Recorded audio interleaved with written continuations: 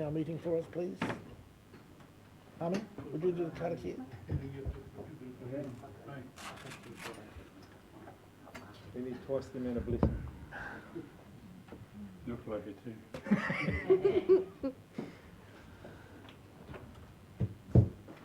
Just bear with me, our opening karakia will be in our Ratana faith. I'm a strong member of the Ratana Church, so it'll all be in te reo. No rere mi noi hoki tate. Te maanga mi ngāna hera pona te tokaturi tapu. Ke tatu mai nei koutou ki wāngi nui tēnei whakamoemi te o mātou. Kei tātari kata hoki ngā kupu, e whakapuaki nei mātou e roto ki tō koutou kroriatanga. Ko kau tēnei hoki te tīmatanga me te whakaotinga. Mai o mātou e tūmana ku tēnei roto ki tō koutou kroriatanga. Ko koe ana hoki te maanga hei tautoko mai e nei ake nei ai. Ke te maanga mi ngāna hera pona te tokaturi tapu. Ko kurungi mai nei mātou ki roto ki te aroha noa. Ko paingi hoki tēnei hui huinga. Ki wai maria ki tō tātou rōpu mo te matau a Māori. Te rohe o te matau a Māori i tēnei rā. E whakawāte e pai hoki ngā whakamutunga mo tātou. E whakahaere pai kata hoki te ngā kupu i koro hi nei tātou. Wangini tō tātou hui te tuatai. Nō rere te maanga mi ngāna hera pona te tokaturi tapu. Whakarungi mai tōnu mātou ki roto ki te arohanoa. Pai here te tōnu mātou. Ki roto ki te rangi Māori ngā wākatoa. Koe nau ki te maanga hei tautoko mai. Ai e nei, ake nei, ai. Kia ora tātou. Kia ora. And Paddy, I'd just like to hand it to you for a minute. For a minute. Wasn't that too subtle? If that wasn't a good cautionary note about just check your phones and just make sure that they're on vibrate or tremble or silent. Ko te amorangi ki mua ko te hāpai o Kimuri. Koe rā ko tāku tēnei tū ki te mihi ki a koe rā, uncle. Nau nei arawhatingia e tātou e te rangi nei. Kei runga ki tēnei kaupapa e herea nei rai a tātou. Nō reira tēnei te mihi ki o koutou katoa e kei raro ta tāhuhu o tēnei whare. E hara mai nei kia whakarangatira hia i tēnei te kaupapa. E whare ki hia me ki rā kia whai hei tūru kei runga ki tēnei pepa. Mō tātou ngai tāua puta noa kei runga ngā whai tuatanga o tēnei te matau o Māui. Tēnei te mihi ki o koutou haere mai, haere mai, haere mai rā. Māori mai ngā taumahatanga kei rungi o koutou pokohiwi. I rongo hea i au e tētahi mata nei e pāniki tēnā ngā whānau o Eden. Tēnei te mihi kia tatau, kia kapohia nei ngā taumahatanga kei rungi o koutou pokohiwi. Mā koutou e tangi, mā tāu e tangi, tēnei te mihi koutou rā ngā mate, haere takahia i tērā te ara whānui e tāne ki te wāhi e kore hoki mai. Koutou rā ki o koutou, hoki mai rā i a tātou, e tutuki hea, ngā tūmanako, ngā wawata, ngā mahuetanga o rātau, kua mene atu ki te pō, tēnei te mihi e aku nei rangatira. Koutou rā e kora wai hea i tēnei kaupapa i te rangi nei, tēnei te mihi, tēnā koutou, tēnā koutou, ahuri no tēnā tātou. Kia ora, Perry. Thank you very much. Do we have any apologies? Good night. We have no apologies. Any notices? None. Any conflict of interests? We have plenty, all of us, I guess. So none that we will record. So I just want to acknowledge we have two councillors on Zoom, Martin and Will. Thank you very much for attending us. Martin, look like you've just come out of a court case. So thanks, guys, for taking the time and attending on Zoom. And I just want to acknowledge all of our guests here today. That we have a very important kaupapa today. So thank you very much for attending and helping us along this journey. It's a pleasure to have you here. So we can go and acknowledge you, Nahiwi, as chair of our iwi. Welcome. I notice you're sitting straight at the desk. That's pretty well done. And I think Paddy will go straight to the paper. Tēnā koe te tiamana. Thank you, Chair. Tau toko hei tōna mihi kia koe rā e ngahiwi. Tēnei te mihi atu. Mine is the privilege to merely introduce the paper, whereas many around this table and other committees have had an opportunity to go through the substantive paper. My role will be, and by way of the presentation here, to summarise some of the key points. There is one slide in amongst these that I will call upon Leanne to come up and sit beside me. Leanne has some technical expertise in the operation of the Local Government Act and the Local Electoral Act. And so that slide will become very apparent shortly. Can I say through the Chair that in advance of this discussion, the Regional Planning Committee met yesterday by way of Zoom and in person to consider this paper, this kaupapa. Also this morning, or this afternoon, we had the scheduled meeting of our Māori committee, and that committee also considered the paper in terms of offering recommendations back to this council meeting, this extraordinary meeting. I can say at the outset that the Regional Planning Committee members who attended have given their support to council in terms of this Māori constituency paper. Also this afternoon, it was unanimous around the table of the Māori Committee, in particular who are represented by the Kahungunu Executive of Te Wairo, but also the representatives from each of the tai whenua who also support Māori constituencies, otherwise known as Māori wards, I think, more commonly. So I'll just step through the paper. If we could leave the questions for the end, that would be wonderful, and I'll pass back to the Chair at the conclusion of this so that any questions can be directed back through our Chair. Kai te pai, kia ora. The substantive decision today for this Council is whether to establish one or two Māori constituencies for the election of two Māori representatives at the 2022 and the 2025 local government elections, also known as our triennial elections. This is probably more expansive in terms of my reference to the Regional Planning Committee. This was their discussion, and some of the added kōrero they provided was they would support it whatever it looks like. There is a need to focus the conversation on effective representation in a democracy. Community engagement across Hawke's Bay is critical to success, and a poll would be divisive, but let's do this. Why is this decision being sought? This Council has the opportunity to establish one or more Māori constituencies as a means of providing fair and effective representation for individuals and communities as required by the Local Government Act and the Local Electoral Act. Why now? If it is the desire of Council to have Māori constituencies in place for the 2022 elections, it is required to resolve that decision by the 23rd of November, that's next week, as required by the legislation. How will this look? The form or structure of Māori representation will be considered and decided through a formal representation review, and we'll explain a wee bit more shortly about what that might look like, including community engagement on options, submissions and hearings should Council's resolution be to establish one or two Māori constituencies. This is where I'm going to invite Leanne to come up beside me because there is a process and there are steps. There are essentially 4 options which sit across the top. I apologise to those at the back who might find this difficult to see on the screen, but Leanne's going to help us to walk our way through. This is an important part in terms of considering or the decision making this afternoon. I'll sit on your other side.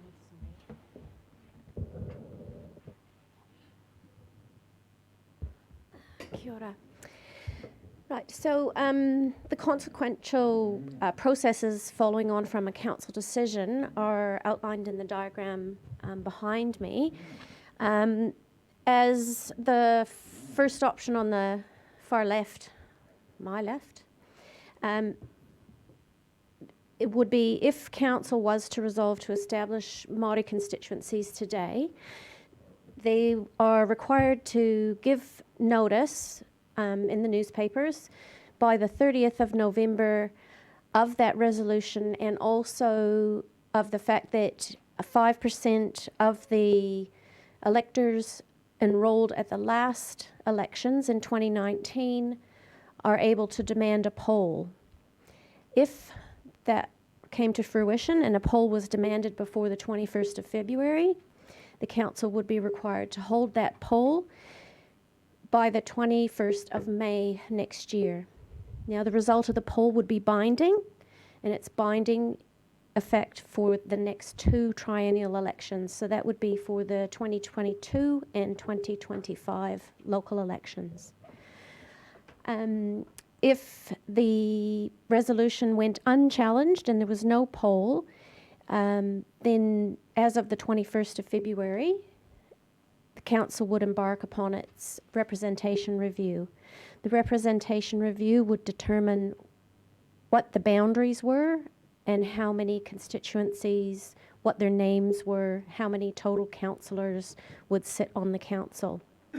And that process would run through most of 2021 with a decision from the Local Government Commission by the 15th of April 2022 so that we could run the elections in October.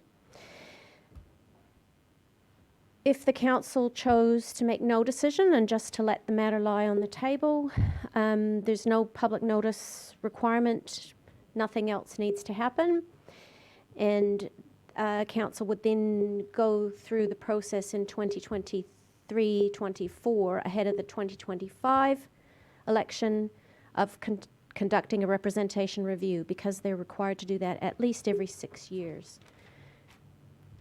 The council could also choose to resolve to hold a poll, and if they wanted that to have effect for the 2022 elections, that would need to be held before the 21st of May 2021. Or they could resolve to hold a poll with the next elections in 2022, with that effect being for the 2025 and 28 elections. And in any case, a poll, the result of that is binding, and it's binding for 2 electoral cycles.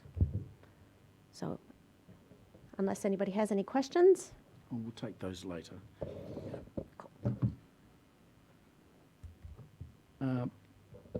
So this is probably it's proposed as the object or the outcome of this discussion and these decisions of council: a fair and effective representation for individuals and communities across our region.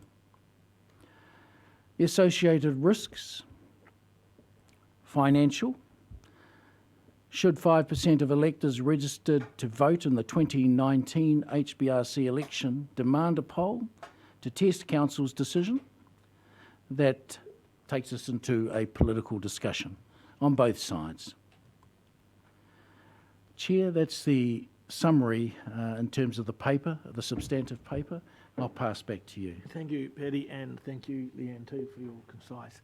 Now, what I'd like to do now, we're going to depart from our usual practices, but because I think we have to on occasion like this. But right now, I'd just like, anyone's got any questions on the paper or on the process, I would like them to come out now, and then we can go on from there, just so that everyone understands what we're voting on and what we're dealing with here. Any questions?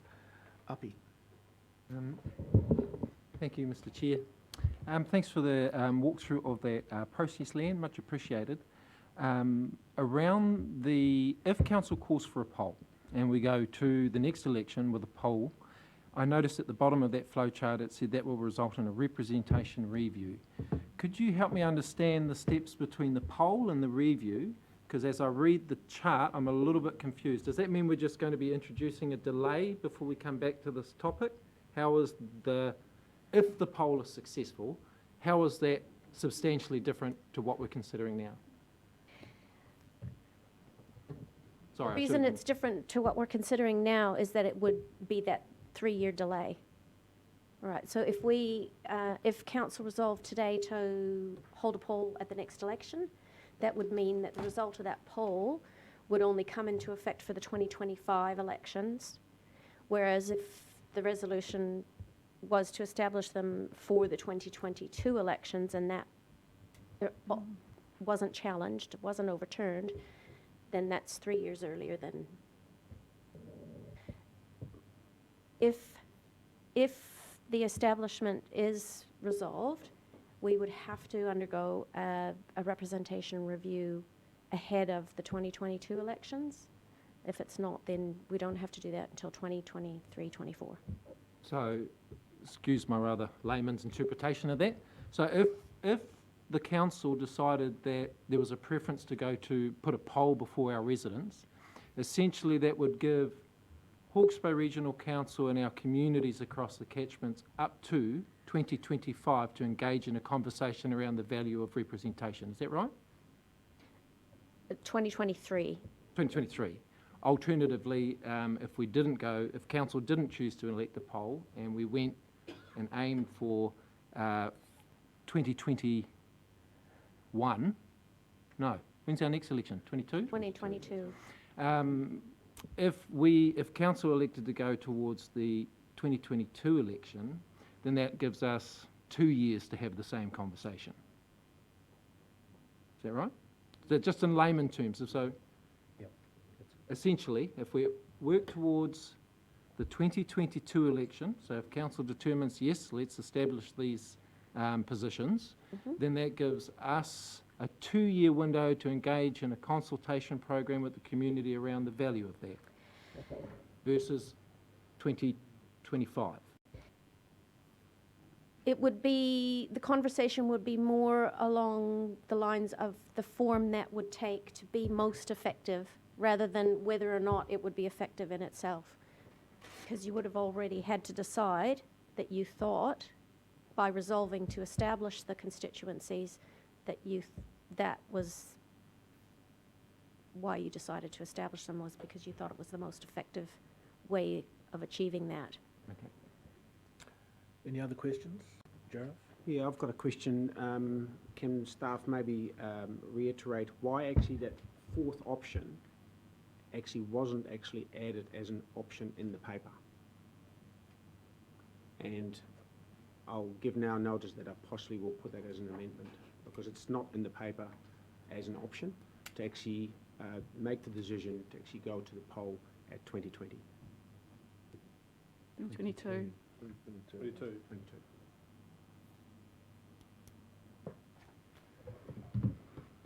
I think that's going to be a discussion point. I have a Any more question? So Leanne, when you talk about the 5% of electors demanding a poll, what does that look like in terms of numbers in our region? But it's just over 5,700. Second question is, if we resolve today to undertake the first option that you've got on the chart versus the last option, would a risk be that we lose 3 years of being able to have the same conversation again? If the first option was denied by the process of a poll and it coming out no, we'll have to wait 6 years.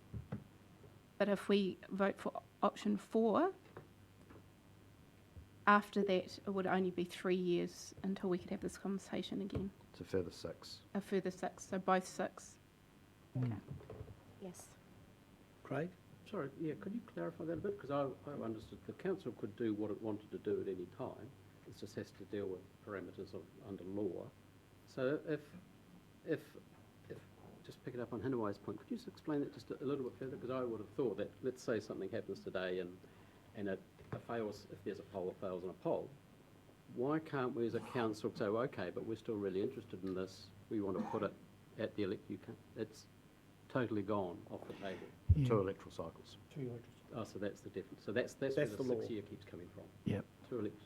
So we can't, as a council, make a resolution I don't Yeah. know, outside of that, To revisit it. yeah, until it's 2 times.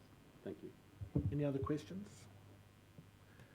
Okay, look, if not, thank you, team, I really appreciate that. We have spent a lot of time in consultation with our various Māori entities, and so what I'd like to do is to give them 2 to 3 minutes to talk about it from the perspective of the people that they represent, and then I'd like to go around all the councillors and get your perspective before we go to the recommendations, because then we'll get a feel for how everybody is thinking about this.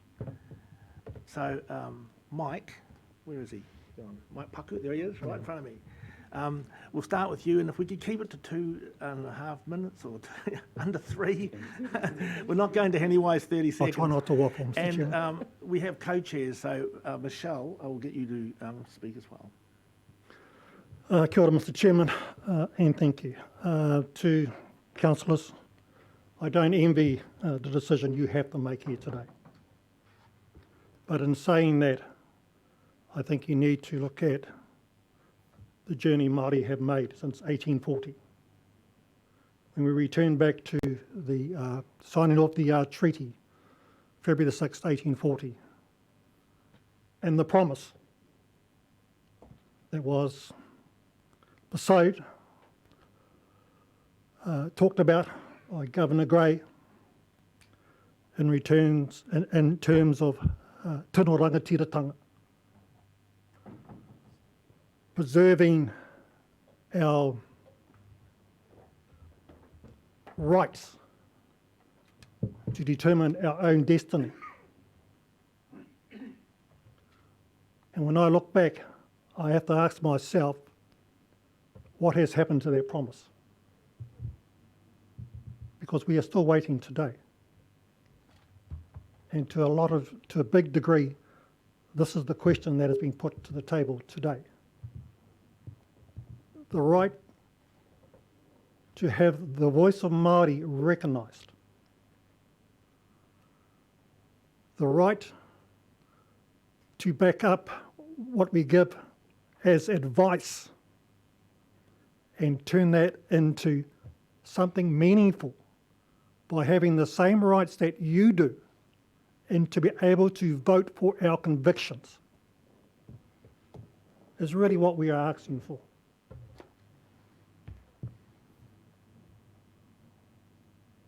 In thinking about this question, my mind went back to 1999 World Cup semi-finals.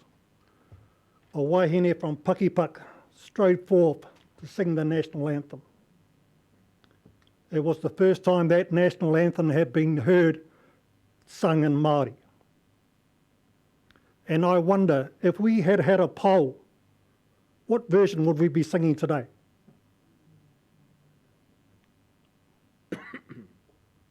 So I understand the considerations that you are under. When I think of Eva Rickard standing on Raglan Golf Course and claiming her whakapapa to that whenua and claiming that they had never given up the right to their whenua. I think about the leadership, the courage, the strength, the faith that that wahine had to stand against all odds. If that had gone to a poll, I wonder what the decision would have been there. I think of Joe Hawke, Bastion Point. Same situation. If that had gone to a poll, what would the result have that have been? But despite that, these people had that courage, had that strength, had that belief that what they were doing was right. Not only was it right, but it was the right thing to do.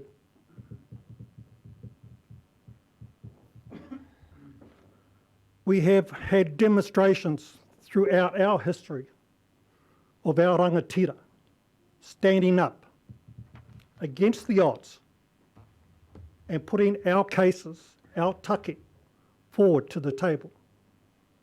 It has never been easy. Everything we have virtually got over the last 180 years, we have had to fight for. It has never been given.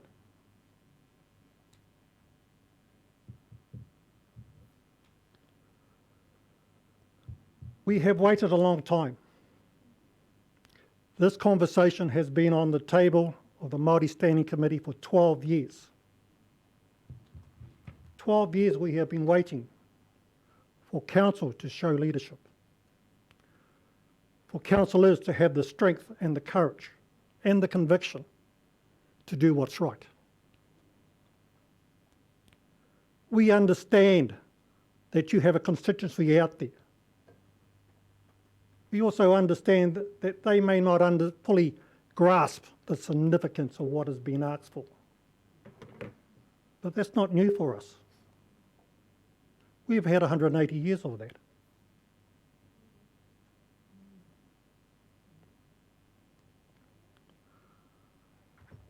Even into recent times, Margie Maguire, the Chadwick Trust, we took their case to the Privy Council in order to have their whakapapa and their whenua recognised, that it should be off limits to be seized to create the corridor from the expressway to Havelock North.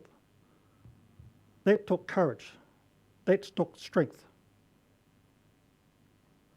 This is what we are asking of you today as councillors. Where is your strength? Where is your courage? Where is your leadership? We're not just asking that of you as individuals to this question, but also we're asking for your collective voice. I'm asking for that there be a unanimous decision of this council that yes, Māori electoral seats will be established.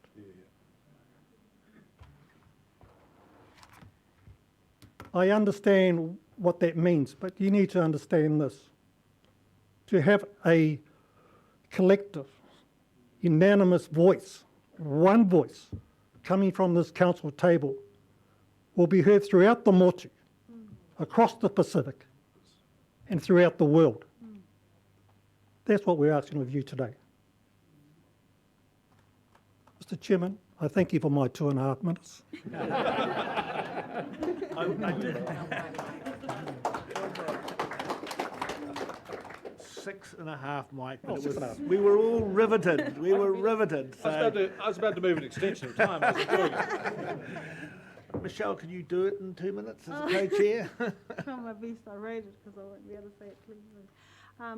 Kia ora tātou. Councillors, I sit beside you today like you're concerned for our environment and also concerned for the future generations. And most especially as Māori, we carry an inherent responsibility bestowed upon us by our ancestors to take care of these precious taonga. Today's vote is about fair and effective representation for Māori at the Hawke's Bay Regional Council table. A right to vote, a right to decide, not advise, the right to formulate a resolution on the management of our taiao, not to just recommend.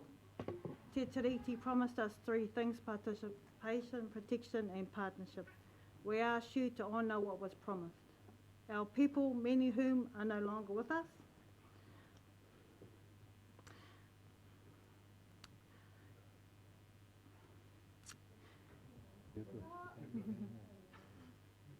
Make us all cry, mate. yeah.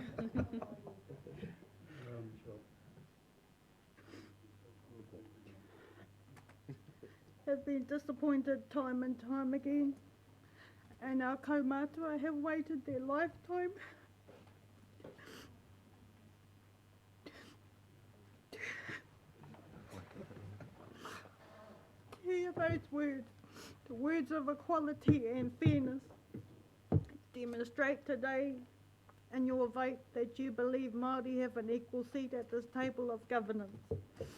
It is also a fact that a petition of 5% of voters in the region could force a binding poll against the yes decision today. This law only applies to Māori ward seats.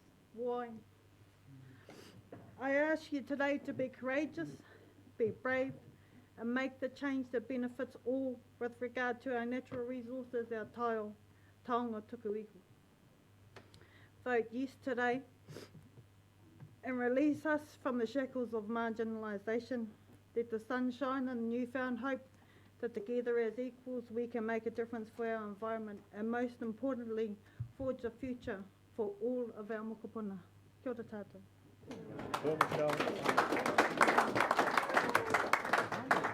Well, you made most of us cry, mate. I'll need to have the hanky. Thank you very much. So just for everyone's information, Mike and Michelle are co-chairs of our Māori committee. We just had our Māori committee meeting and it was pretty unanimous that despite the risks, they wanted to proceed. Now, Api represents the Regional Planning Committee here. Can you have a quick choreography? Can you do that in 2 minutes? I mean, oh my goodness. Chair, I'm very grateful. I'm very grateful this is live streamed, so we'll have documented evidence that perhaps I can keep my conversations beneath 2 minutes. So, not to detract away from the seriousness of the matter, first I acknowledge Ngāhi Tōmoana, our kaumātuas, and a room full of concerned individuals from our community, particularly the Māori constituency. So I won't repeat any of the absolutely fantastic comments which have been laid before Council today. There has been formal statements from all of the collective iwi of the RPC speaking clearly that we would like to see this matter progress forward and that we would like to have this conversation with our communities alongside you. In closing, I know, very hopeful, isn't it? In closing, I guess I just would add that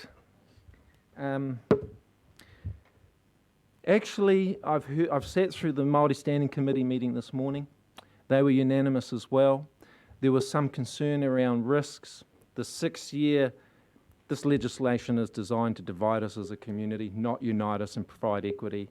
And so unfortunately, it frames us as enemies in a conversation where we're actually collaborative friends. So I would finish by reinforcing the challenge that's already been put on the table. We are elected, and as another elected member on another council, we are elected to make decisions and lead, just as our rangatira and our kaumātua are. But I am mindful that last week, as we celebrate Armistice Day and a recognition of the end of World War I, my grandfather went to World War II. Why? One, because I've got to see the world, the romanticised part of it, but also because less than 100 years ago, he still didn't have the right to vote in this country. So that war was fought by all of us for different reasons, but for Māori it was another step of putting this conversation in front of our population and asking them, how much are we committed as New Zealanders to equity, to fairness and to justice, even within a system that doesn't necessarily empower us to do that. So my challenge is to New Zealanders, actually, and to us as leaders. I would like to see us put this question before our community. This is not a question of whether you have the courage or whether I have the courage. We know Māori have the courage because for 180 years we've been asked this question every 3 years and the answer has been the same all this time. So the question now needs to be put to our community. There's a political risk element here. I'm an elected member of Napier City. I'm an appointed member of this committee. But I understand that as an elected member, this is a contentious issue to bring before the public. However, I also know that the last representation review provided us as elected members with some very insightful moments on the makeup of our communities. And we're not united out there, we are not as united out there as we would think. I think that is mostly because we haven't framed the question properly. This is not about should we have Māori representation. While that is the question the Act requires us to ask, this is a question about fairness. This is a question about equity. This is a question about recognising everybody's science and everybody's contribution. And I welcome that conversation. And if the likes of Hobson's Pledge and those who seek to drive a poll and those who seek to continue to reinforce division and racial divide in New Zealand, if that's the path they choose, I welcome that pathway, because they will need to articulate very clearly why Māori are not welcome in New Zealand. So I welcome that. And I leave that decision not in front of this council. I leave that decision in front of our communities. But like the previous two speakers, I do call upon the courage of this council. I know it's there because 3 members of iwi are sitting at this table sharing their opinion now. Yes, we can advise. We'd love that to be followed up with the mana of a vote, because that's about equity. But we would encourage you to walk into the fray and to take on the task, and we will walk with you, as we have done for 180 years. Thank you. Kia ora. Kia ora. Now, Hui, as chair of our iwi, I would like you to have a few words, please. Me tuake tēnei, kia mihi ki ngā mihi kua mihi. Ki ngā karakia, kua karakia hia, ki ngā reo, kōwhiri reo karanga no hoki, tēnā koutou katoa, tēnā koutou ngā kaunihira, tēnā koutou katoa I runga I te kaupapa o te rā. Thank you very much for giving me this opportunity. Congratulations for getting this kaupapa on the table. So far, so good. This is Hawke's Bay's nuclear-free moment. This is Hawke's Bay's national anthem moment. This is Hawke's Bay's COVID vaccine moment in terms of our regional politics. And we are up to it. Papatūānuku doesn't need a vaccine. It showed that during the COVID lockdown, Papatūānuku healed herself. The bird song came back, the rivers were clear, the sound of industry and cars and trains and trucks were to a minimum, and Papatūānuku healed herself. We say we need to heal Papatūānuku, but we need to heal ourselves. And today is that moment when we heal the rift, the schisms, the angst, all the schisms of the past, to come together as Hawke's Bay, as Te Matawa Māori. In 1892, in the Māori Parliament first held here in Kahungunu, the Māori, the women's house, there was the upper house, a lower house and a ladies' house. The ladies' house moved that women should get the vote. The following year, in 1893, it became a reality where New Zealand women were the first to get the vote. It started here. The ripples out came from here. Today, on radio, TV, you hear all the Pākehā broadcasters speaking Te Reo as if they've been speaking it all their lives. It's beautiful to the ear. It's triumphant for the soul. And so, on behalf of the iwi, we ask the council to be triumphant for our region, to bring the soul of the region together. I go back to 1988 with Harry Romaines, who was the last mayor of Havelock North, who was the first chairman of the Hawke's Bay United Council, who came from a Romanian or a Romani, a gypsy background, which she was proud of. And I was his advisor at the time to establish the Māori committees. And his dream was one day that we'd sit together, not as advisors, but as partners. Coming from his ethnic background, but becoming one of the most revered politicians of our era. So today, congratulate councillors for bringing it to this stage. I look at the resonance and reverberation of positive outcome from today. Te tai ao, tai means the tides, and the ao means the earth. So the rhythm of the land is dictated by the movement of water throughout our region, surface, subsurface, atmospheric. And the council is charged with listening to the rhythm of our land and moving with it, and who best to elucidate and demonstrate the rhythm of the land than tangata whenua, alongside all the current Western expertise and experience that we have around the table. One of our most classic sayings and classic songs is Tu Tira Mai, Pai a te maramatanga me te aroha, for understanding and enlightenment with aroha, with love. Tātou, tātou, yeah, then we can really go forward as one. Tēnā koutou katoa. Kia ora. So thank you, everybody.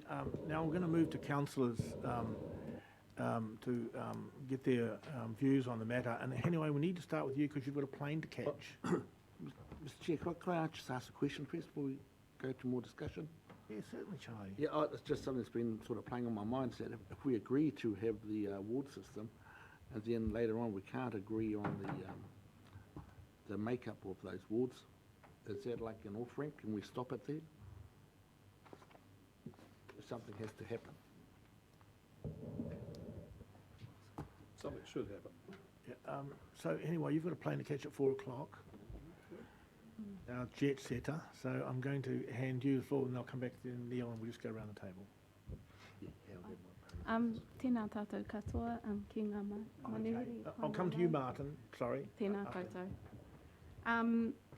This is a very complex and challenging kōrero to have for ourselves as councillors, our mana whenua groups, our tangata whenua groups, and the rest of our community. And it can be divisive. There are risks in that. But I've heard that this is not a new thing. This is not something that has been at a council table before, our council, any other council around the country. But I have also heard the frustrations and disappointment from tangata whenua and the rest of our region around whether or not we've had time to have this conversation. The conversation being that, do we understand what the implications are for one Māori seat, 2 Māori seats? Who could run for those seats? Who can vote for those seats? The split of role, our roles, our Māori role, our general role, our limitations to voting for either of those. And as a new councillor, although this is not a new kaupapa, as a new councillor, this is, this for me, I need a lot of information to make an informed decision about this. Notwithstanding that, if we looked at the options that were put in front of us, we still need to move forward. It can't be a no decision today.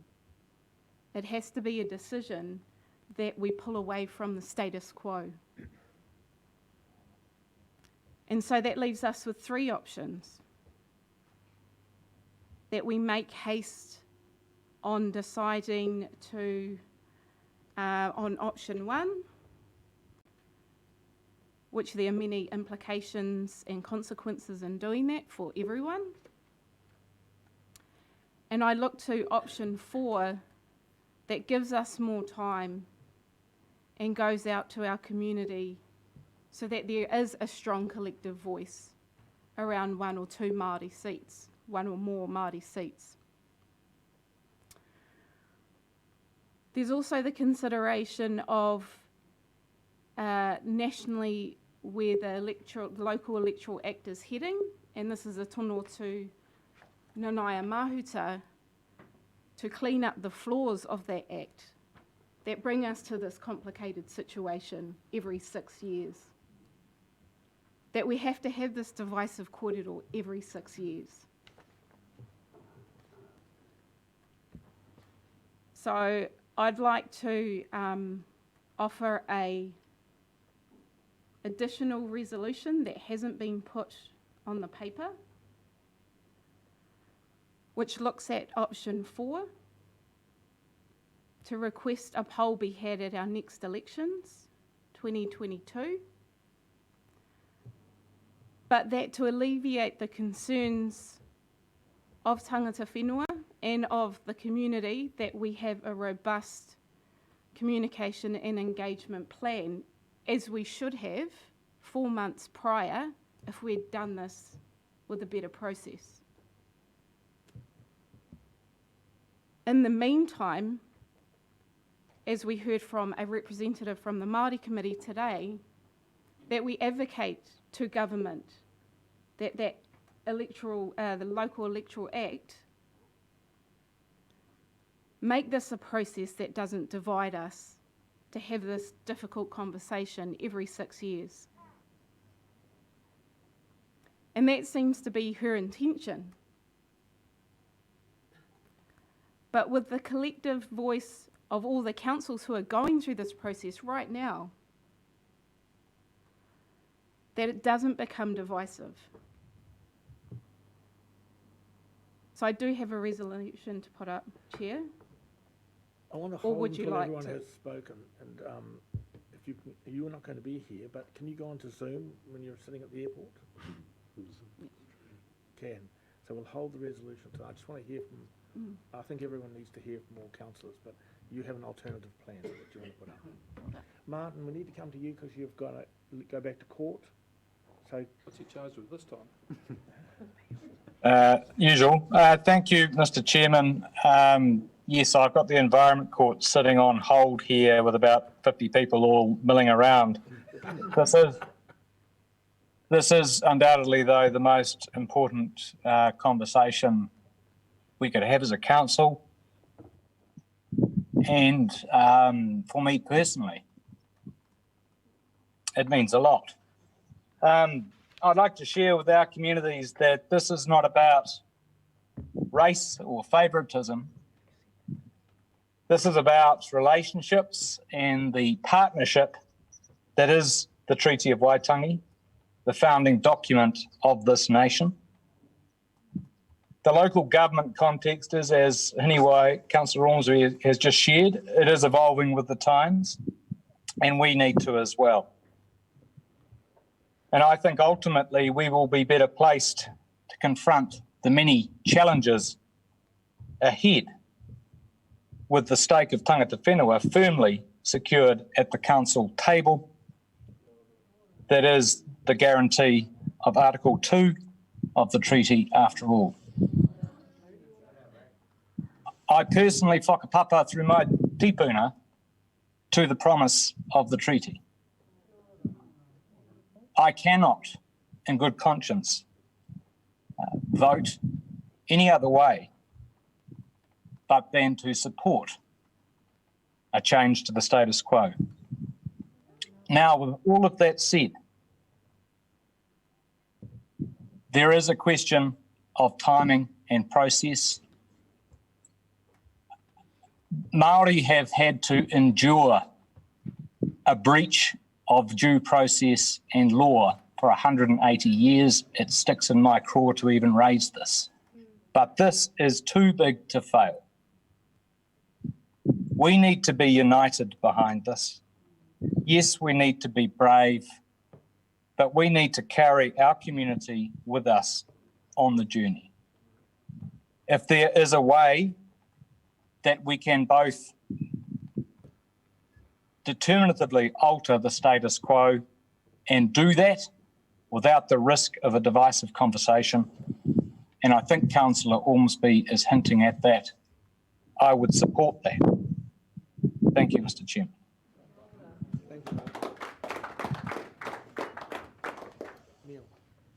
Tēnā koutou katoa. Ngā mihi nui kia koutou katoa.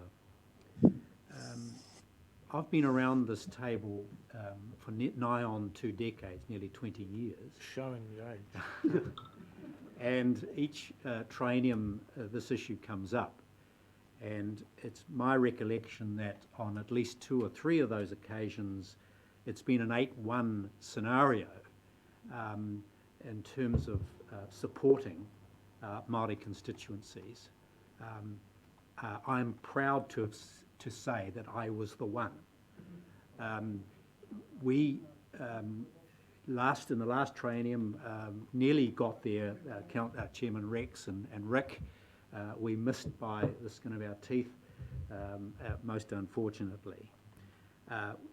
This needs to happen, and I'll tell you why, because around this table, where I've sat for this period of time, we've had, I've sat next to Mike Mohi, I've sat next to Heitia Hiha, and it embarrassed me extremely and hit home to me when council would make a decision without their vote. And that to me is a travesty. That is not the partnership that we should have had in place. So no trouble at all this time round putting my hand up and saying, yes, we must do this. My position is however drawn by some practical considerations here. What's happened in 2001 with the the Act is that the scrum got screwed at the last minute. So we've had this dreadful poll thing which inflicts the legislation and inflicts our community.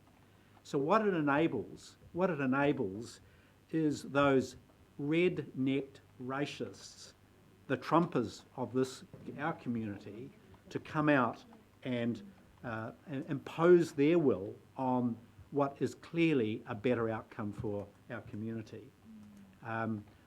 I'm inclined somewhat to support my colleague, Councillor Ormsby, and I would have to say it has been an absolute pleasure this time round to have had 2 wonderful Māori joining us around the table, which gives me great heart that it at least, and I'm seeing this, the quote comes to mind, a Bob Dylan quote, times are a-changing, and what we've got is some really talented young Māori coming through. That includes you, Charlie. So young. Coming through and will take their place at this table in greater numbers in the meantime, but we've got this conundrum. I would suggest that we do take the 3-year period. The risk is we get a poll and we kick for touch for 6 years. Should in fact we adopt a line that says, let's look and lobby government to make that change, remove the impediment, so that we do get the legislation changed. So that's my feeling at the moment, but I'm very keen to hear my colleagues and their view of it. Thank you, Mr. Chair.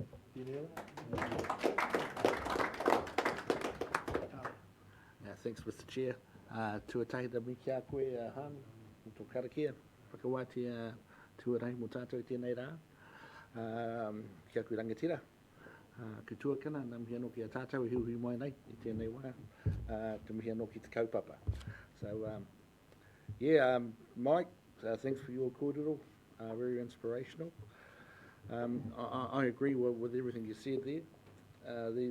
Our people have had a lot of struggles since 1840. and your call for a collective voice to resound out really nice and strong out to the country, which is probably just listening right now, is a good one. Same to you, Michelle. Yeah, I don't know about this only applying to Māori wards, so therefore we shouldn't have anyone else interfere, but I know that the Wairoa ward did have its own referendum the other year, and everyone agreed that we should have Māori wards back there. And yet, our councillor that was here at the time voted against it last year. So, yeah, I think that's one of the reasons why I'm here today. I sort of, but I do wonder if Māori are the strongest vote back in Wairoa. How would the non-Māori, they would keep their ward and we wouldn't? We would be in a funny position. If anyone loses in any of this, it's Wairoa. But I've heard the call from both the RPC and the Māori committee that we should support it for the good of everyone in the Hawke's Bay. And yeah, I totally agree. I'll definitely support for a positive change today. Because I agree we need a collective voice, but to show the people that where we're going. If we're positive and take this forward, I'm sure the rest of the district will follow us through. I really think Wairoa would do the same for us, that follow us along. So I'm confident that Wairoa's behind this. So look, Wairoa's sitting right here. So yeah, I'd support the vote for change. Thank you, Charlie. Craig? Thanks, Mr. Chair. First of all, please bear with me because there's things I'd like to get off my chest, but you may be surprised where I land at the end, Mr. Chair, because it has worried me a lot that such a significant, fundamentally important issue, which it's hard to put in words that I feel around this table. I feel it. I struggle to say it, but I can feel it. I always have. But so just to stay with me, because there's this boring thing called process and rules. But please bear with me, because I think some of the apprehensions some of us have had about looking at this issue are because of poor process, not because of the merits or the integrity of the matter at hand. There's so much that this council is doing or intending to do to further invest, deepen and enrich its engagement with Māori. There are some things which are still going through, organisational changes, quite substantial budget votes to be decided upon that recognised many of the issues many people, my colleagues, my friends are raising. And I wish the public were more aware of everything we're doing, or perhaps as a council we do a much better job in talking about it. This process has been rushed. The papers themselves talk about a short time frame to prepare, and the speakers, I think every speaker at the RPC Zoom meeting constantly noted their concern about things being rushed and what that may mean. I mean, even a few weeks ago, very few councillors and stakeholders knew this was even on the radar. It's not in our strategic plan. The CEO hasn't raised it in any of his significant issues or regular updates. Now here we are at an extraordinary meeting of the council with what was a little bit of tension, but I think it's rapidly dissipating, and forced to make what was initially quite a tough binary choice. At the very least, the item could have gone through the Corporate and Strategic Committee, even an extraordinary meeting, before coming here. The November 23rd decision date has actually been in place for at least a year, and at no time have we had a council workshop, a committee examination or advice other than this meeting here today. Yet we have workshops and committee meetings on virtually everything else that comes in front of us, in particular issues much less important than this constitutional issue that is before us now. The purpose of workshops and our getting together as a council, as I understand it, is to deepen our understanding of the item at hand, to gain respect and trust of the process, and have general agreement across council. We're presented at those workshops with full information, full background, options, basically an in-depth examination of the issues. We generally leave those workshops so much more informed of the issue and appreciative of fellow councillors' options and opinions from where we started. Can I humbly suggest that respect, attention and at least a glance is given to the importance, merits and worthiness of agreed, trusted, proper and robust process for all matters at all times, especially an issue of such significance as this. I would argue that not going through the normal process is in fact disrespectful to an issue such as this. This rush process could create unfortunate precedents. Mr. Chair, I think the meeting may have been different, but as I said, it is evolving, and thank you so much to my colleagues for taking us there. Less contentious if normal process had been followed. Can I express my gratitude to Hinawai, who's landed exactly where I was hoping we would land. Can I express my disappointment that the paper never even explored that option and created an unintended, perhaps, consequence of tension and angst on a council that's trying so hard to work together to move Hawke's Bay forward. So on that note, Mr. Chair, if we were allowed to third a motion, I would in fact first, second, third, Hinawai's motion and thank her for her work's obviously gone into that, which I think reiterates some points made earlier. Thank you, Mr. Chair. Thank you, Craig. Rick. Thank you. I want to start from a completely different position. I want to start with Paul Holmes. Paul Holmes spoke to Karamel High School and he gave what I thought was one of the most extraordinary speeches ever to young people. His theme was, be generous. Be generous in what you do, be generous in everything. And I thought, wow, he is actually enunciating a fundamental Christian value.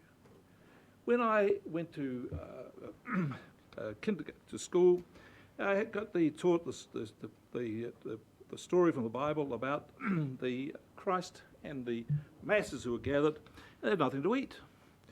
And they found out in the crowd there was somebody had 2 fish and someone had 7 loaves. He didn't say, people with the fish go and eat over there, because we need here. People with the loaves go over there. He said, no, give them to it, and we'll share them. So he was taught, the lesson wasn't, I figured out in the end, about how clever he was. The lesson was, be generous, to share. Come one, come all. That's the fundamental of Christian belief, be generous. And when I think about being generous, I think about the Treaty of Waitangi. See, Captain Cook never discovered New Zealand. Māori were here before, they knew where it was. They've been backwards and forwards. They knew how good it was. But these new people came along and said, well, we'll share it with you. And they signed a treaty. They didn't realise just how much they were sharing. Things got very poor in New Zealand. Until the 1930s, Māori were fading badly. They were impoverished. And if anybody reads New Zealand's history carefully, they'll see that we were on the brink of a civil war. Mm-hmm. It was dire. And instead of stepping forward, a Māori warrior to lead a charge, stepped forward a prophet, a teacher and a healer. Tahu Pūtiki Wiremu Ratana. And he went to Savage because he was the only one who was interested in Māori issues, and he presented him with 4 gifts. Punamu, to show mana. The huia feather, the extinct bird, to show loss. He presented him with a kumara, to show the people had no land to grow, and a broken watch, to say they're broke. Out of that, the allegiance was formed, and the following government made unemployment benefits equal for all people, because before that, Māori were given less than Pākehā. All people given the same holiday pay. The allegiance that was formed on that wasn't about the Ratana Church, it was about overturning the endemic racism in New Zealand. That's what it was about. That's where the loyalty springs from. And if Ratana came back today, he would say, the journey hasn't finished. I love the teachings of Ratana. I paraphrased when he talked about 2 people walking the one path. That was his message, and I found it evocative the first time I heard it. It's still true to this day. 2 people. Why should we try and be one? We should be happy with our differences and celebrate them. I think they're fantastic. two people walking the same path. And have Māori been generous? Yes, they have. It's raised about the Māori battalion what they did. I know has to go back and read what people said. There was a group of young men who were going to join the Air Force. And the Māori leader came and said to them to go to the Second World War.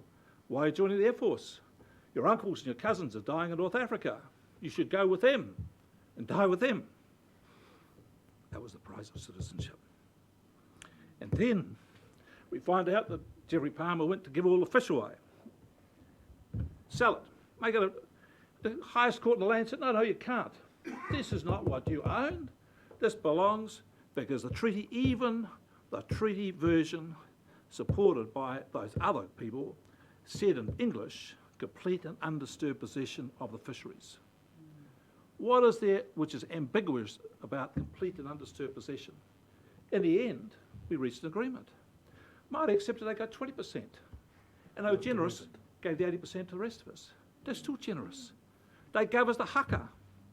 How would the New Zealand rugby team be if we went and did Morris dancing before we faced our enemies? I mean, we've got so much out of this. And all we have is our generosity. I approach this not as a complicated, difficult issue. This is a simple issue. This is about our Christian values and who we are as people. Are we generous? And for me, this is not an issue about process. This is not an issue about the Constitution, the law. This is an issue about us sharing. And I say we share the table. The two people from Māori should share the table with us, and we should be generous.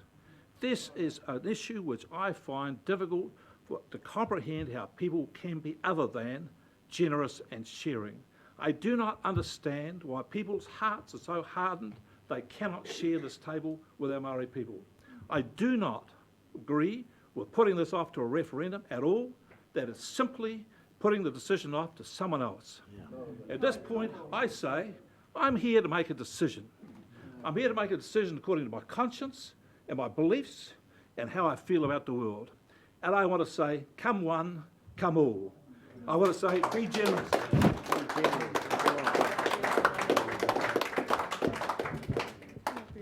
Thank you, Rick. Sheriff. Hard act to follow. Okay. Once again, thank you for all those in the galleries. It's really good to see such a turnout. Obviously, this is a real important korero with us as a council. Michelle, thank you for your tears. That's really important. And Hiwi, thank you for coming and attending here as well. As a new councillor, I was brought up politically. We would have fistfights almost at our kitchen table over political issues. But coming here, I'm actually humbled by the way you actually treat one another and how you actually bring your views forward. Mike Paku, it's amazing, you know, to actually bring that sort of examples that actually, from a practical point of view, explain what it actually is we're actually discussing here. You know, it's not just about Martin Williams' section Z69.5, page 3, left-hand paragraph. This is actually practical, and it actually is really good. And it's amazing also, as I have or had in my mind where I would land on this, it actually has changed. Your talks have changed. And have developed in myself that we actually need to go where we need to go. And I believe I gave a slight indication right from the beginning. For me as a new councillor, this is a very hard decision to make. A decision that I actually don't understand. As you can hear, I've got an accent. I don't whakapapa to New Zealand, although I am a New Zealander now. And you get emotional, I can get emotional too.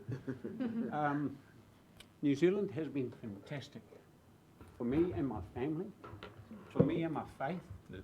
I can hold my faith here where I possibly wouldn't have been able to hold my faith back in Holland, okay? But at the same time, I don't actually have the understanding of what it really means to go forward and make that decision today. And hence, I'm actually supporting what you are proposing, Hinawai, and I really appreciate that you're actually putting that forward. I'd rather that you put it forward than I would, in a very poor way, put it forward, because I give you my undertaking, because I know that my constituency is possibly not really clapping right now with what I'm saying, okay? And I'll be truthful about that, and I have to be truthful about that. But I'll do my best to get that constituency to understand why this is actually important. And I'll just go back, I can tell a little story as well. We were going to Gisborne, and my closest colleague and friend, George Rawiri, we would sometimes spend 10 hours a day in the car travelling together. And we would go past Mahang, and he says, that's where I come from. That's where I whakapapa to. And he's got a few other places where he whakapapas to. And he said, you park here, you're always in such a rush. We've been here 150 years. And if you can't make the decision today, we'll take our time. We'll have the korero. We'll talk about it. And we'll come to the right outcome.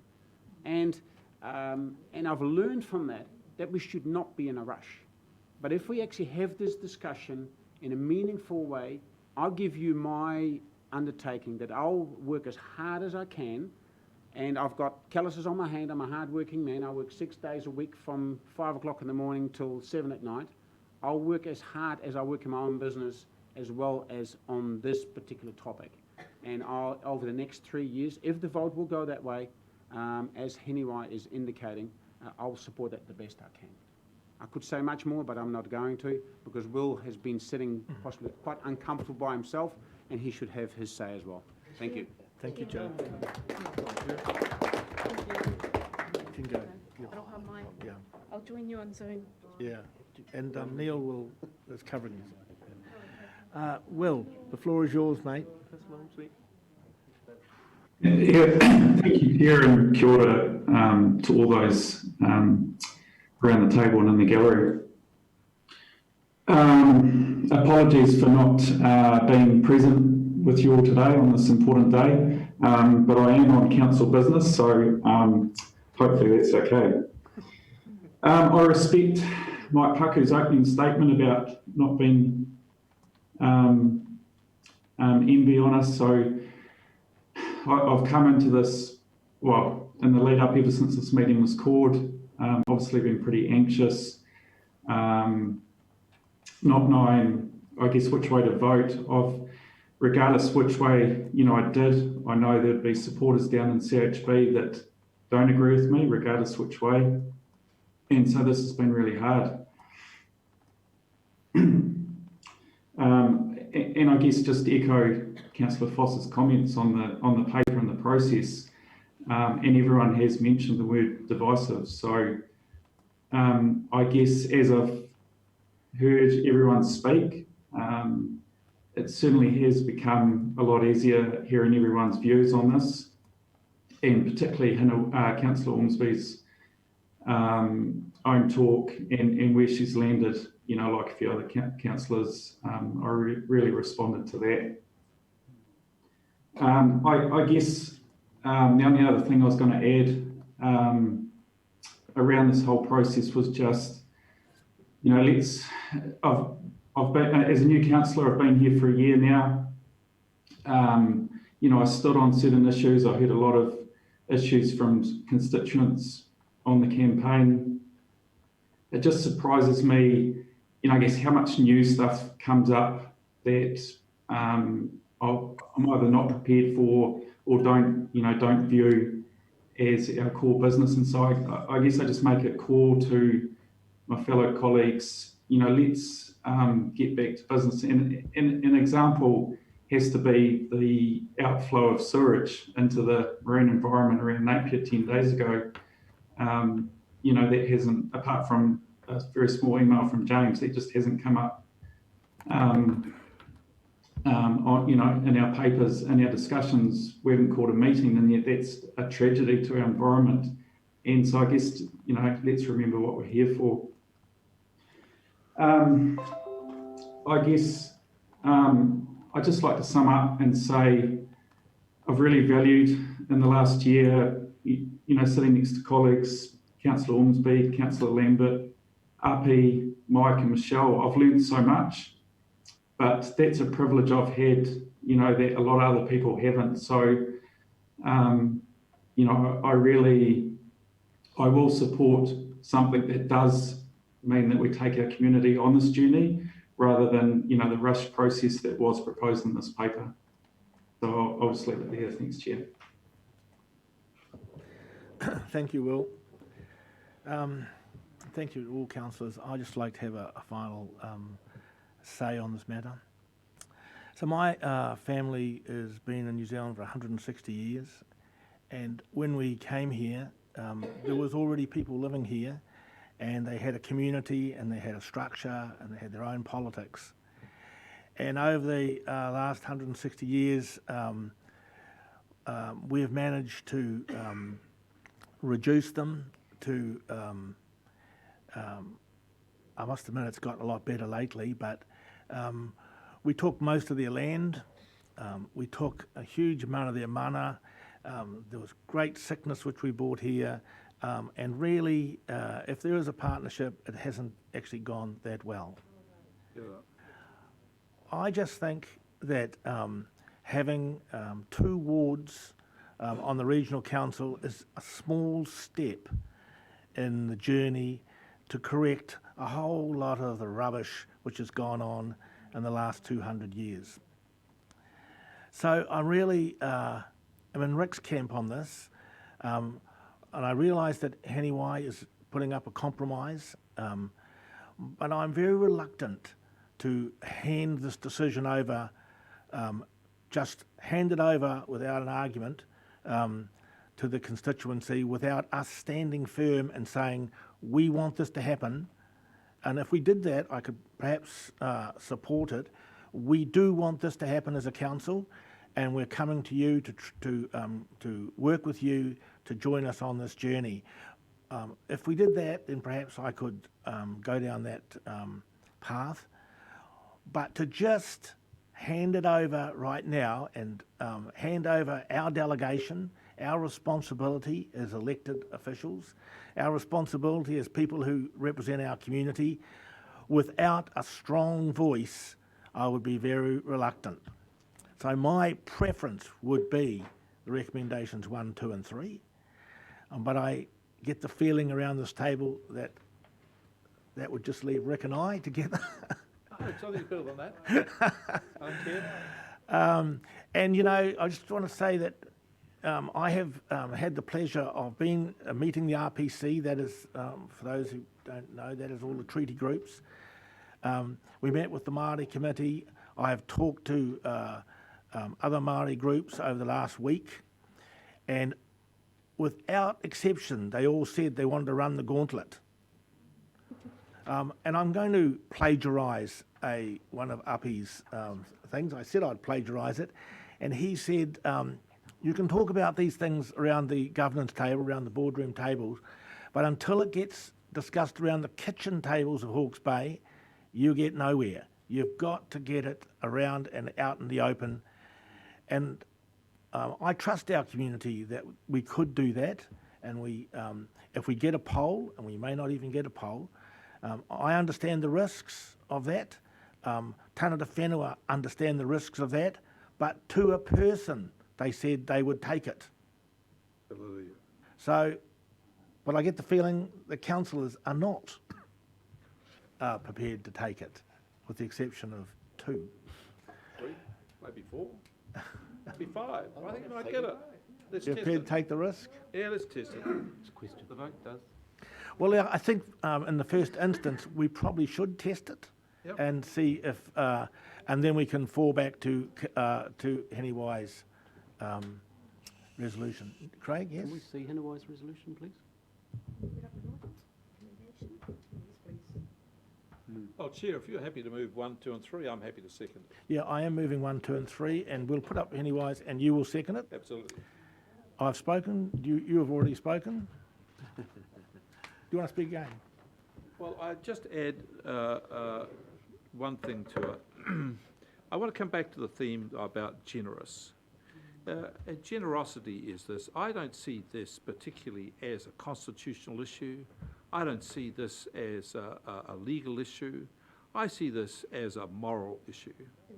I see this as about the issue is that the right thing to do to share. That's as I see this. And we might have to do some constitutional things. I want to add to what you also said, Chair. Look, as people have come to this country from England and other places, to share this land with Māori. We have not just lived here, we have thrived. My family have thrived, everybody I know has thrived. We haven't just lived here, we have thrived.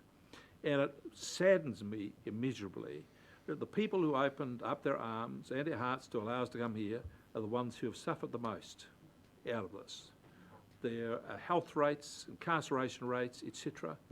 are woeful. And by inviting them to the table and saying, these 2 seats are for you, welcome, we share with you, I think sends a powerful message about how we relate, about a change for the better. That's what I think about this. And so I want to repay the generosity they've shown to my family over the generations, and so we want to share with them as they've shared with us. It's as simple as that for me.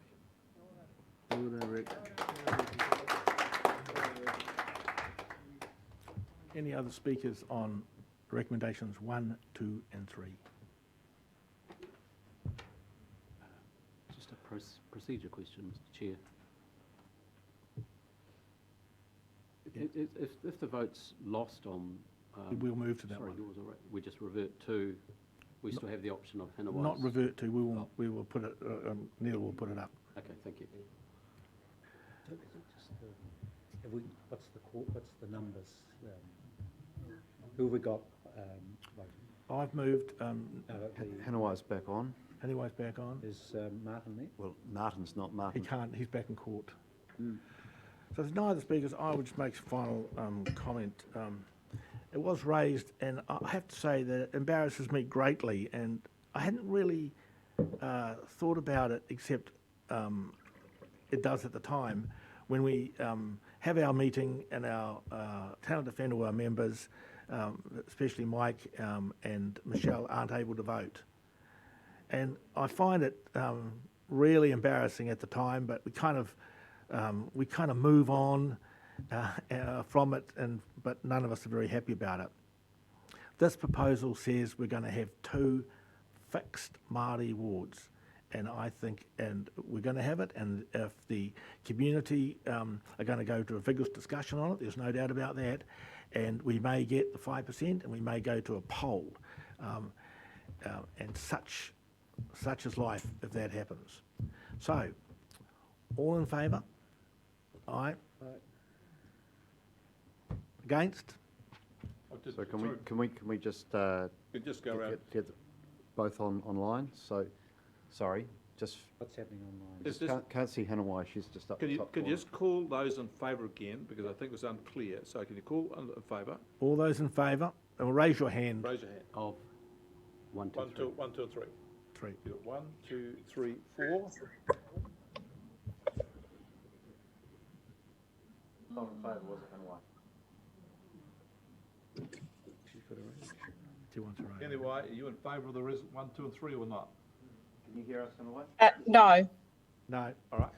The motion is lost. Okay, Neil, will you? Oh, yeah, you'll put Hanawai's resolution. She's Yes. there. Yeah. Is she able to put... Yes, you Perhaps you can put.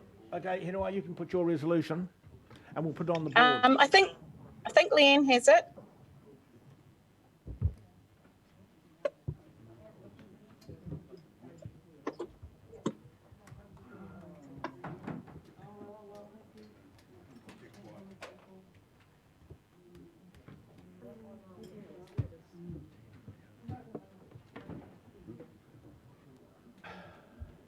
Neil, are you seconding that? Are you seconding that? Yeah, I see. Can you see it, Hanawai? Yeah, You should read it out. yeah. So I'm happy to read it. Yeah. That the Hawke's Bay Regional Council instructs the Chief Executive to give notice to the electoral officer that a poll on the question of whether the region should be divided into one or more Māori constituencies is to be held the next election, 8th of October 2022, subject to legislative changes in the interim, be preceded by robust engagement and consultation. That anyway, as Councillor Ormsby's moved that, I'm happy to second that, Mr. Chair. Okay. Hanawai, do you wish to speak to it? Our people are walking out You're and they're you're on mute. I'm cutting in and out. Yeah, let Neil second and talk to it. Okay, Neil, will you talk to it, please? Look, in discussion with Councillor Ormsby, her resolution goes to the practical issues that arise in generating this issue could be done and dusted within 3 months, and then we'd have to sit and wait for 6 years. So there's just the reality, the practical reality of dealing with the legislation as it is. So that's the thrust of this, is to engage over the next 3 years or earlier if the legislation from government is forthcoming, sooner, and I hope it is, and certainly that can be a part of the discussions we have. But the thing that it enables is a real and vigorous discussion with the community. We must recognise that there's strong Māori community that needs to have discussion, and those discussions were echoed and reflected around the RPC and in the Māori committee. There were divergent views before a consensus was reached. That's a reality.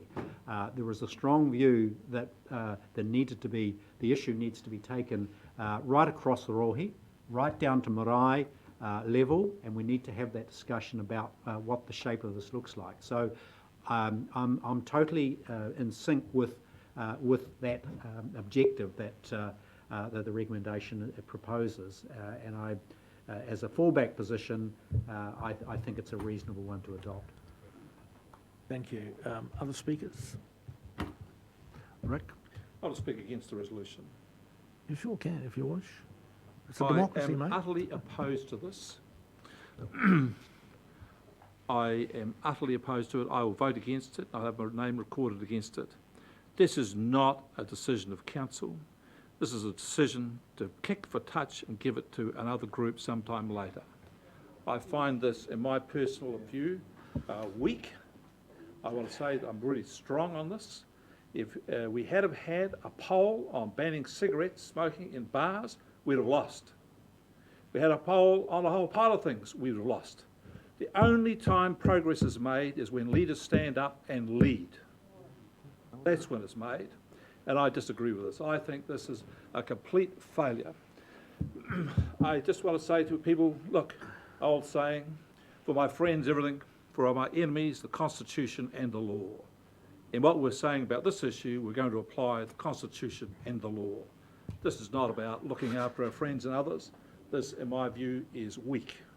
I'm utterly opposed to it, and I think it's a dereliction of leadership. I'm sorry to say it so bluntly, but that's how I feel. Absolutely dereliction of leadership. Thank you, Rick. I think we're clear. Charlie and then Uppy. Yeah, just quickly, I totally agree with Rick, so I'm probably opposing this as well. I will be opposing it. But I will ask the question, though, where it says, what does that reference to constitutional changes mean? To legislative change. So, look, it's just in reference to the fact that the government has signalled an intention to amend the legislation. So this decision to hold a poll at the next election, as I understand it, would be subject to whether or not the provisions of the legislation still remain. So if the legislation is changed in the intervening period to remove the requirement for a poll, then we would not hold the poll based on my understanding of what's been put forward by this resolution. Well, hopefully the legislation's just listened to Rick. Happy. Thank you, Mr. Chair, and 30 seconds. We know your 30 seconds, mate. I would just like to take the opportunity to remind the voting members of council that it's Māori who are taking the risk over the 6 years, and we're quite prepared to do that.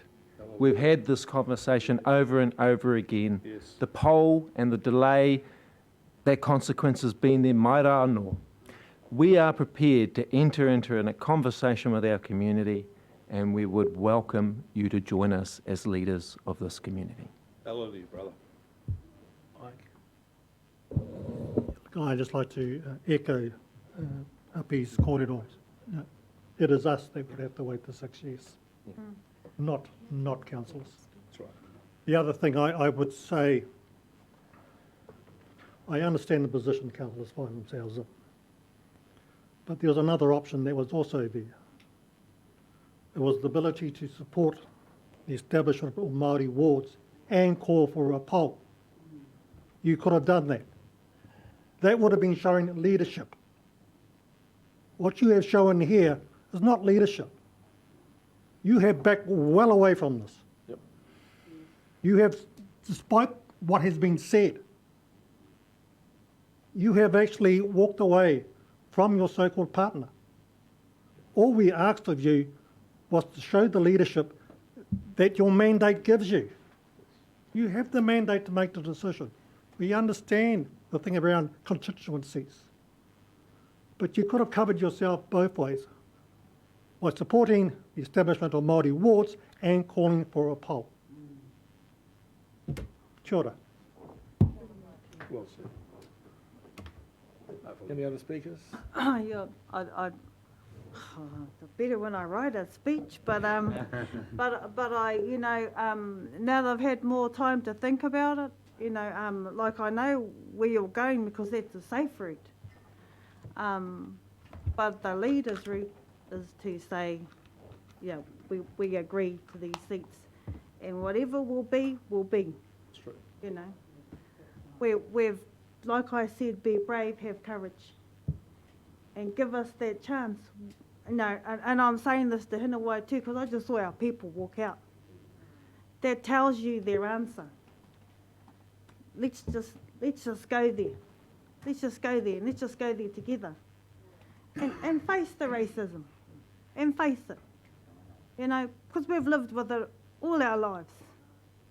All our lives. I tell you what I was told when I was 14 years old. They said, a headmaster of a school back home, he said, what do you want to be when you grow up, Michelle? And I said, a barrister. He went, you? Because I was brown. And I listened to them. I listened to them. I shouldn't have. So please listen to my people today. They're walking out because they think you're giving up on them. Please don't make us wait six years again. If the racists are going to do what they're going to do, they're going to do it. We can't stop them anyway. But we're asking, vote for the Māori seats, and whatever will be, will be. Kia ora. Kia ora, Michelle. Will, do you wish to speak? Haniwai, are you still there? We've lost her. We lost her. I've just texted her. Okay. What's that? Sorry. I sent a message. Oh. I haven't got time to get it. Probably bored on the plane. Well, there's been some powerful speeches. There have been, but we've got a vote to go, and I've got a right to speak, and then hand to Neil. I know, but I just want to make, if I can, an observation that in the light of the powerful speeches made, the mover and the seconder of the motion could rethink whether they wish to proceed with it or not.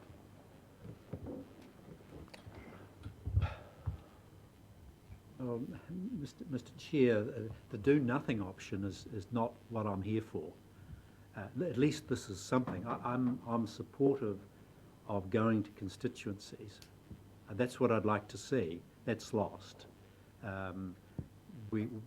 That's slipped away from us once again, for the third time or longer. What we've got now is an opportunity to go to a poll at least, put the issues on the table, have that debate that we talked so vehemently about earlier. Whether we like it or not, we live in a democracy. Not only we've got a broad range of the community to talk to. Let's talk to them. At least that's an opportunity to do that. Put the issue on the table, and as was mentioned, if it's discussed over the kitchen table, then at least it's got that going for it. That's why I'm happy to support a fallback position in light of the loss to the earlier resolution. So I'll speak, and as I say, I will speak. I don't know what I'm going to say. Shall we duck? So last time I did that to Rick, he got in trouble. But you know, this is I'm in despair really, because it's the second time that I thought we would get this through, and I misjudged. And wasn't speaker. She's listening.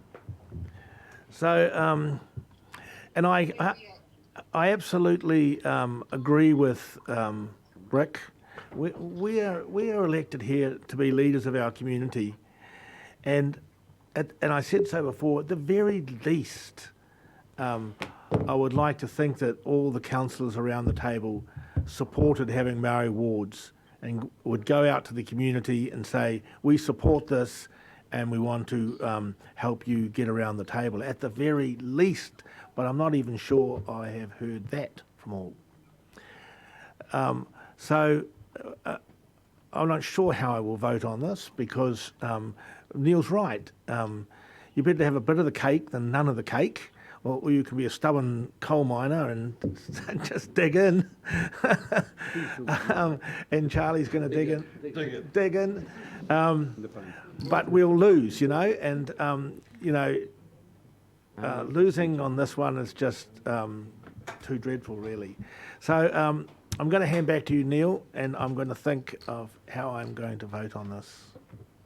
Well, Compromise. In conclusion, I totally appreciate both your sentiment, Charlie's sentiment, and Rick. We've had these discussions often, and I'm right there on that view. Totally agree with that. I have hope, though, and I go back to it. Times are a-changing, and I'm hopeful that we can get progress on this much sooner than a poll. If we can avoid a poll, I'd love to do that, because it's so divisive. And if we can lobby the government around this and get legislation going, then that's the course of action at the moment.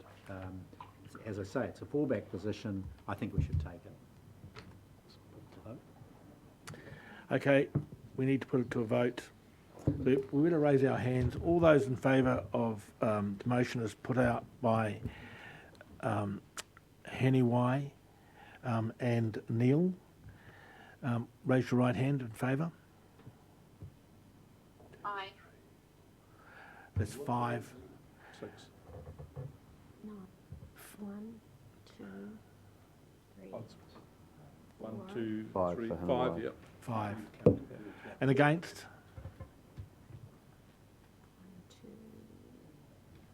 1, 2. I vote twice on that. Yeah, the motion is carried. Thank you, everybody. Meeting didn't quite end how some of us expected, but it did end. So we'll close the meeting. Thank you for everyone attending. Really appreciate that. Thank you, Mr. Chair, for the way you could have been handled the meeting really well. Thank you. Thanks, Craig. Bye.